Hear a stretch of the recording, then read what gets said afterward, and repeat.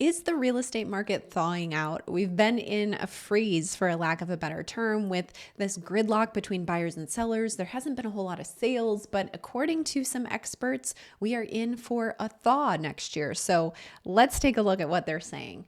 So, according to Morgan Stanley's chief US economist, they're saying that housing market affordability will improve in 2024, home prices will fall, and we're going to have some more inventory. So, that is great news for buyers. For sellers, that's not exactly what you want to hear, but let's see what they're talking about. So basically, they're saying that the growth in inventory will come as home building activity grows stronger. So we're going to have more new construction options out there. Sales are going to pick up in the second half of 2024 into 2025. And this is just going to look different from where we're at today. Home sales will be weak the first half of the year, but then that activity is going to pick up. And we're going to have a big shift in the amount of supply next year. We have fewer existing homes on the market, but new construction is the source of additional supply, according to Morgan Stanley. Now, I'm not sure if I believe that we're going to have that much new construction to really rescue this supply situation enough to bring down home prices, but I'm just looking mainly at Phoenix versus the whole US, and maybe there's a case to be made for that in other areas of the country. They also talk about what has to happen with mortgage rates. Rates have come down recently. They're saying that markets will see cuts next year by mid-2024 as inflation decelerates. And then that's going to be followed by more rate cuts, a 25 basis cut in September. And then fourth quarter, they will likely lower rates again, that amount at every meeting, eventually bringing the real rate down to 0.4%. So that's the prediction from Morgan Stanley of what's going to happen next year. Essentially, we are going to start having more supply on the market from new construction homes. We're going to see some softening in rates, which will spur some buyer activity. But all in all, they think that the supply is going to offset the demand and therefore bring home prices down, making things a little bit more affordable. So there's a similar article based off of that where Greg Kellman, who is the CEO of Redfin, and Mark Zandi, who's Moody's chief economist, are kind of commenting on the same prediction here. And they're saying that rates have to come down in order to get sales back up. They're also saying that they agree with the forecast of what Morgan Stanley is saying, and Greg Kellman actually thinks that a 3% drop in home prices is very likely next year. Now, of course, they're talking about how sales have been very low. We're seeing the lowest level of real estate sales in 13 years. So Greg Kellman from Redfin is saying that they're starting to see a trend where many homeowners who failed to sell their home in the summer are relisting them now at lower prices. Now, I'm not seeing that in Phoenix at all. I don't know if that's happening on a national scale, but that's what they're saying from Redfin as far as the supply increase, not only as new construction, but we're seeing some sellers kind of take a second stab at getting their home sold. Now, again, we have another comment on this same theory.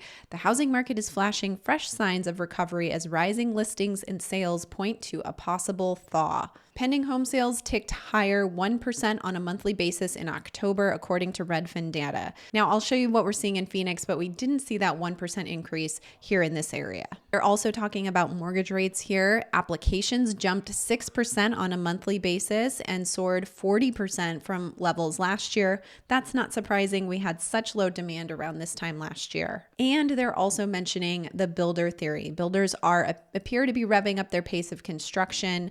Housing starts rose a seasonally adjusted 1.3 million in October, rising 1.9% on a monthly basis. So all in all, these experts are agreeing that we're going to start to see some movement in the market next year, mainly due to increased inventory and some softening in mortgage rates, and it will get things moving again. But none of them are saying that we're going to see big declines in prices, maybe just some softening. Now let's take a look at what's going on in Phoenix as far as the new construction goes. So I looked at single family permits from the Cromford report, and they are counting these on a quarterly basis. We are seeing an uptick in the number of permits pulled every quarter. So that trend could be consistent for what we see here in Phoenix as well. I also took a look at what we got going on for sales, because sales levels are the lowest in 13 years. And we have certainly been feeling that here in Phoenix as well. Make this a little bit bigger for you.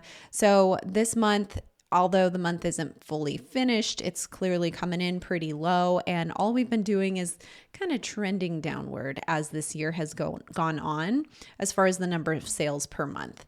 And finally, if we look at it in this graph, you can totally see this downward trend. Since August, sales per month have not been looking so good. So what's going on with mortgage rates? Well, not much. And that's kind of a good thing because the last few weeks, the mortgage rates have made some moves in the right direction for buyers. You can see where we're at today with 30-year fixed mortgages. The trend has been going down, and last week, there just wasn't a whole lot of market moving activity, so rates didn't change all that much. So if you're a buyer out there and you kind of knew what the rate was like last week, it's likely going to be the same, at least at this point in the week, but make sure you're checking with your lender to find out if there's any significant movements going on. Now, let's look at the Cromford report and see what's going on in Phoenix after the slow week last week. Before I get there, if any of this is helpful for you, make sure you hit that like button and consider subscribing. I'd love for you to be part of our community. Now, the Cromford report, I follow this. I'm a subscriber to this. And if you are new here, Cromford report looks at supply and demand in our market and helps us identify what's going on with the housing market in the Phoenix metro area. Their index is at 106.4 today, and that means that we are in a balanced market.